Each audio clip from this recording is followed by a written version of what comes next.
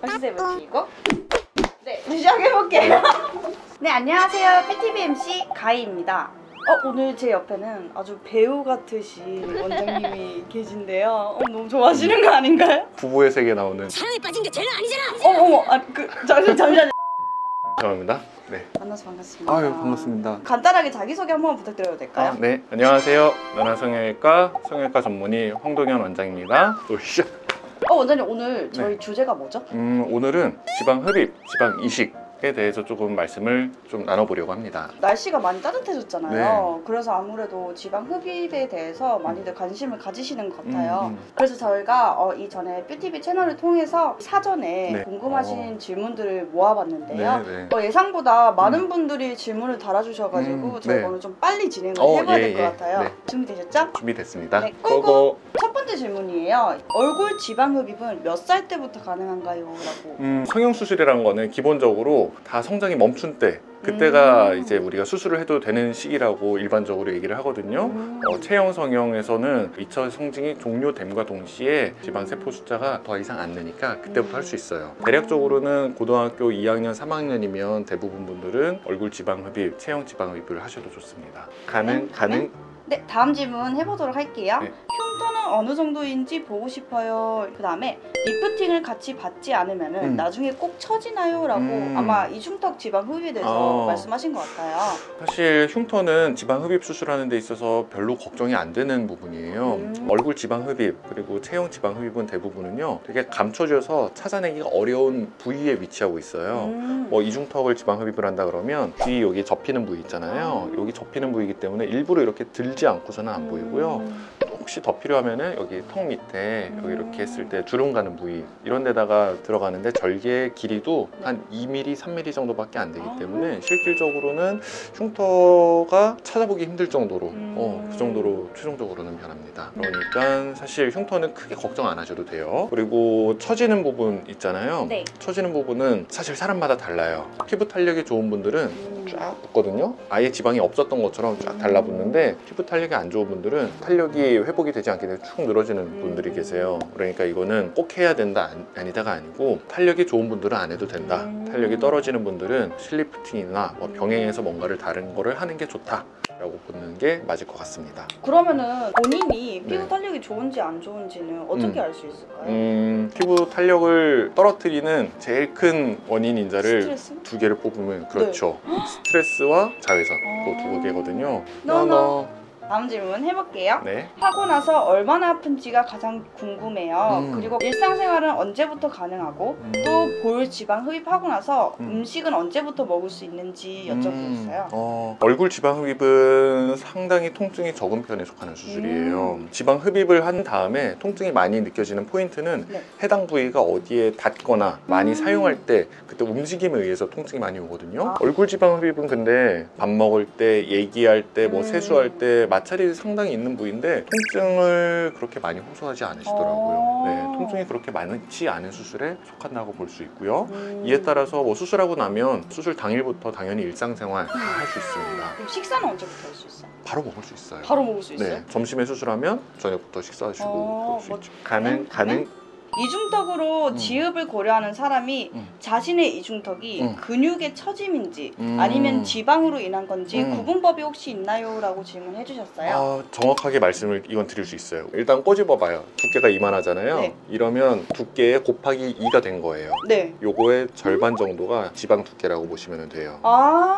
근데 우와. 만져지는 게 이 정도가 아니고 뭐 요 정도다. 그러면은 지방이 없는 거고요. 내가 불룩한 걸 만졌을 때 이만큼 있다 그러면 지방은 요 정도 2분의 1.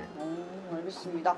이거 저도 궁금한 질문이었는데 살을 뺀 뒤에 지방 흡입을 하는 게 좋을까요? 아니면은 살을 빼기 전에 지방 흡입을 하고 운동을 하는 게 더 나은가요? 라고 저도 이거 궁금해요. 의사 선생님 입장에서는 당연히 살을 뺀 다음에 하는 게 조금 더 감사해요. 근데 그거는 의사 선생님 입장인 거고요. 절대적으로 그냥 환자 입장이라고 한다면 별 차이가 없어요. 뽑는 지방의 엔드 포인트는 비슷하거든요. 꼭 필요한 지방만을 남기고 뽑는 게 그게 엔드 포인트예요. 그게 살이 찐 상태건 마른 상태건. 그렇기 때문에 받으시는 분 입장에서는 사실 신경 쓰지 말고 남 생각하지 말고 본인 하고 싶을 때 하시면은 그게 가장 정답입니다. 네, 알겠습니다. 네. 그러면 또 다른 질문 해볼게요. 네. 볼 같은 경우는 처짐이 무조건 오나요? 나이가 먹으면 네. 처짐은 무조건 옵니다. 네. 그런데 흡입하고 나서 볼처짐이 생긴다는 거는 조금 다른 얘기인 게, 흡입하고 나서 자연적으로 회복되는 자연 탄력성이 있는데 네. 그 자연 탄력성이 존재하는 상태에서 흡입을 하면 쫙 올라가고요. 오. 그게 없어진 상태에서 흡입을 하면은 처집니다. 만약에 그러면 음. 처짐이 온다면은 어떻게 해야 되나요? 처짐이 오면 우리가 풍선에서 바람을 많이 뺀 다음에 나타나는 현상 중에 대표적인 네. 게 쭈글쭈글해짐이잖아요. 맞아요. 쭈글쭈글해지면 그거를 당겨가지고 팽팽하게 만들어줘야죠. 보통은 실리프팅 같은 거, 늘어난 조직을 어딘가에 이렇게 당겨서 고정을 해주면 그게 다시 팽팽해지는 효과가 있거든요. 그래서 얼굴 지방 흡입을 하는 경우에 피부 탄력이 좀 떨어졌다 하면 실리프팅을 동시에 하는 것을 추천드립니다. 그럼 처짐이 와서 꼭 걱정을 하지 않아도 되겠네요. 그렇죠. 저희 쉬어가는 타임으로 네. 지방으로 이행시 한번 부탁드려도 될까요? 지방 안 뺄 거면 방 빼. 썩썩. 아유, 이런 거 좀 미리 알려주세요. 이렇게 재밌게 안 나오잖아요. 미리 알려드리면. 그쵸? 네. 질문 이어서 해보도록 할게요. 지방 흡입을 하고 나면은 살이 안 찌나요? 라고 여쭤보셨어요. 지방 흡입은 네. 지방 세포 숫자를 줄여주는 수술이에요. 그렇기 맞아요. 때문에 뺀 부위의 지방 세포 숫자는 많이 줄기 때문에 동일하게 살이 찐다고 해도 그 부위는 살이 덜 찌는 효과가 있어요. 그래서 골고루 잘 빼는 게 무엇보다 중요하고요. 어느 한 부위만 집중적으로 빼다 보면은 네. 다른 부위가 많이 쪄서 조금 안 예뻐지는 현상을 울퉁불퉁하게? 볼 수 있고요. 엄청 잘 알아보고 그러면 해야겠네요. 그쵸. 할 거면 제대로 골고루 하던가 대충 하면 안 돼요. 꼼꼼하게 상담 받은 다음에 그 다음에 수술 계획을 잡는 것이 무엇보다 중요합니다. 이어서 가보도록 할게요. 네. 지방 흡입을 하게 되면은 관리는 주로 어떤 방법으로 관리를 해야 하는지. 지방 흡입 후에 뭐 특별하게 관리할 거는 따로 없는데 기본적으로 꼭 해주셨으면 좋겠는 거 두 가지는, 첫 번째는 압박복, 두 번째는 풀어주는 거. 그러니까 마사지. 지방 흡입을 해서 지방이 나간 자리에는 체액등이 찰 수 있으니까 그거를 잘 눌러주는 게 무엇보다 필요하고요. 지방의 뭉침 등을 쫙쫙 풀어주면 이게 빠른 회복에 도움이 됩니다. 다음 질문 해볼게요. 네. 전신 지읍 후에 네. 마사지를 했는데 부작용으로 울퉁불퉁해졌는데 어떻게 해야 되나요? 라고 하셨는데 울퉁불퉁해졌다면 수술한 지 얼마가 됐는지 보는 게 첫 번째일 것 같아요. 만약에 수술한 지 6개월이 되지 않았다면 자리를 다 잡기 전이고 아직 회복 과정에서 나타날 수 있는 정상적인 유착 과정, 우리 흔히 얘기하는 바이오본드라든지 이런 것들에 의해서 울퉁불퉁해진 걸 수도 있으니 마사지 하면서 기다리면 그런 경우에는 대부분 다 좋아집니다. 근데 수술한 지 기간이 오래되었다, 그런데 울퉁불퉁하다면 원인은 두 가지가 될 수 있어요. 수술을 할 때 골고루 뽑지 못했다는 게 원인이 될 수도 있을 거고, 둘째는 셀룰라이트일 수도 있어요. 셀룰라이트는 수술과는 별개로 내가 원래 갖고 있는 피부의 요철 현상이거든요. 그게 지방 흡입을 하면 조금 더 도드라져 보이는, 그전에는 지방에 가려져서 좀 덜 보였던 부분들이 조금 더 보이는 경우가 있어요. 그런 경우에는 특별하게 뭔가 해결 방법을 찾는 건 어렵고, 기본적으로 우리가 뭐 근력 운동이라든지 이런 거를 통해서 조금 탄력 관리해 주는 것들이 가장 도움이 되는 방법이 될 수 있습니다. 썩썩. 종아리는 지방 흡입을 해도 별 효과를 못 본다는데 그럼 어떻게 해야지 약간 여자 아이돌들처럼 일자 종아리를 얻을 수 있는지. 사실 종아리가 두꺼운 거는 뼈가 크거나 근육이 많거나 지방이 많거나 셋 중에 하나고, 내가 꼬집어 봤을 때 네. 지방이 많이 만져진다 하면은 지방 흡입만으로 굉장히 좋은 효과를 볼 수 있고요. 그렇지 않고 학교가 언덕 위에 있었지 그러면 뭐 굳이 잡아보지 않고 보톡스 맞으러 가야겠다라고 생각하시는 게 좋고요. 뼈가 큰 경우는 그럼에도 나를 사랑해 줄 수 있는 사람을 찾는 게 가장 빠른 방법입니다. 뼈는 절대로 건드려져서는 안 되는 신체 부위이기 때문에 거기는 가만히 놔두고, 지방은 지방 흡입, 근육은 보톡스로 접근하시는 게 가장 좋습니다. 또 다른 질문 해보도록 할게요. 나타날 수 있는 부작용 종류에 대해서 궁금해요 라고 하셨는데 네. 어떤 부작용들이 일어날 수 있을까요? 가장 많이 걱정하시는 거는 울퉁불퉁함이 가장 큰 부작용인데 내 피부 탄력의 상태를 체크를 하고 수술을 적절히 한다 하면은 충분히 예방하고 조금 나타날 거가 예상이 되면 실리프팅을 한다든지 하면 되는 거니까 예방할 수 있고요. 두 번째로 많이 말씀하시는 게 감각이 잘 안 느껴진다라는 게 있는데 자극받은 신경은 신경 기능이 떨어질 수밖에 없어요. 이게 회복되는 데까지 시간이 걸리고 그동안은 감각이 무뎌진다거나 그런 부분들이 나타납니다. 그 외에 지방 흡입을 통해서 나타나는 부작용들은 실질적으로 볼 수 있는 거는 그다지 많지는 않아요. 꺼진 이마 그리고 팔자를 지방 이식하고 얼굴 라인은 지방 흡입을 하고 싶은데 네. 동시에 시술이 가능한가요? 라고 여쭤보셨어요. 충분히 가능합니다. 오. 좋은 생각이세요. 많이들 그렇게 하시고 또 실제로 그냥 지방만 빼러 오셨다가 좀 권해드리는 시술이기도 합니다. 얼굴형이 예뻐지려면 네. 그냥 뽑는 게 중요한 게 아니고 많은 데는 좀 빼고 꺼진 데는 좀 채워주고 이렇게 해야지 얼굴형이 전체적으로 예뻐지고 젊어 보이는 효과가 있기 때문에요. 대부분은 그렇게 하시는 분들이 많습니다. 네. 지방흡입 시술을 하게 되면 수면 마취인가요? 아니면 부분 마취인가요? 전신 마취인가요? 지방 흡입은 기본적으로 뽑는 양, 그러니까 수술 시간과 수술에 발생하는 통증에 따라서 마취 방법이 달라집니다.